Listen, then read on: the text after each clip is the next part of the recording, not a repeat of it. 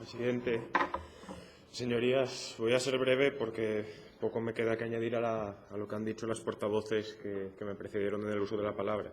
Podría suscribir prácticamente la totalidad de lo que la señora Ramos ha dicho en la presentación de esta iniciativa.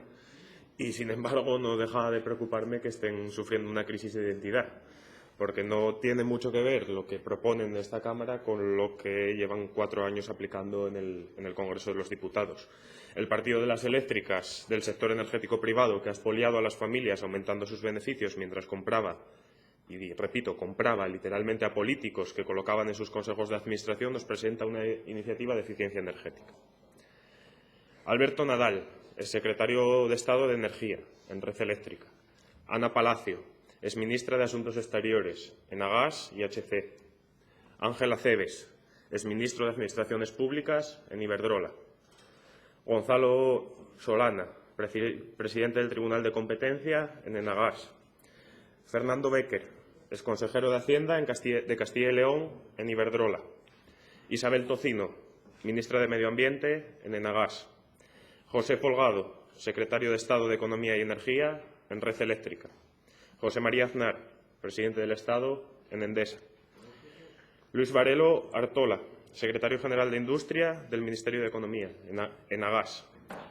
Luis Varelo, director general de Industria en Agas. Arias Cañete, en Ducar. Pío Cabanillas, ministro en Endesa. Ramón de Miguel, secretario de Estado de Política Exterior en Abengoa e Iberdrola. Ricardo Martínez Rico, secretario de Estado de Presupuestos en Abengoa. Santiago Lanzuela Marina, presidente de Aragón en Red Eléctrica. Y vienen a hablarnos de sistema eléctrico.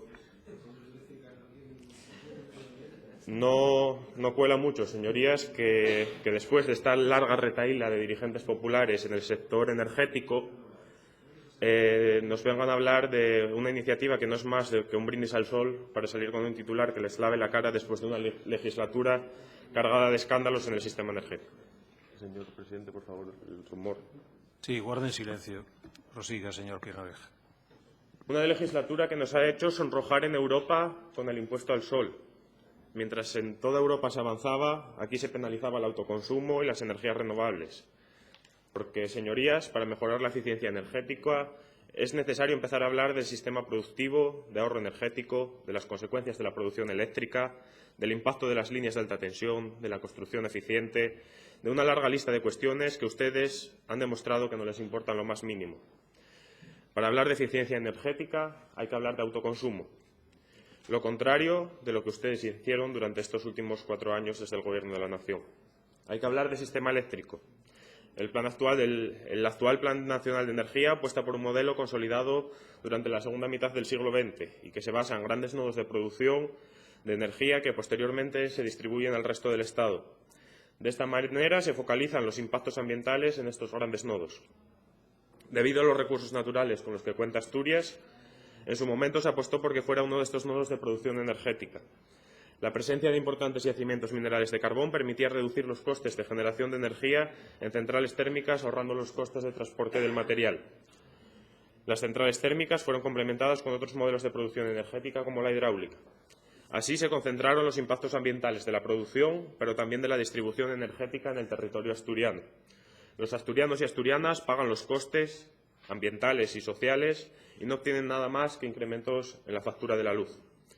La peculiar orografía asturiana complica sobre la manera las salidas de las líneas de alta tensión que acaban aglomerándose por zonas concretas que asumen los impactos de las grandes infraestructuras que comunican Asturias con el resto del Estado.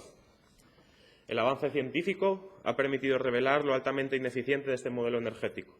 Durante el transporte de la energía eléctrica se producen pérdidas que son directamente proporcionales a la distancia que necesitan recorrer para llegar a su destino.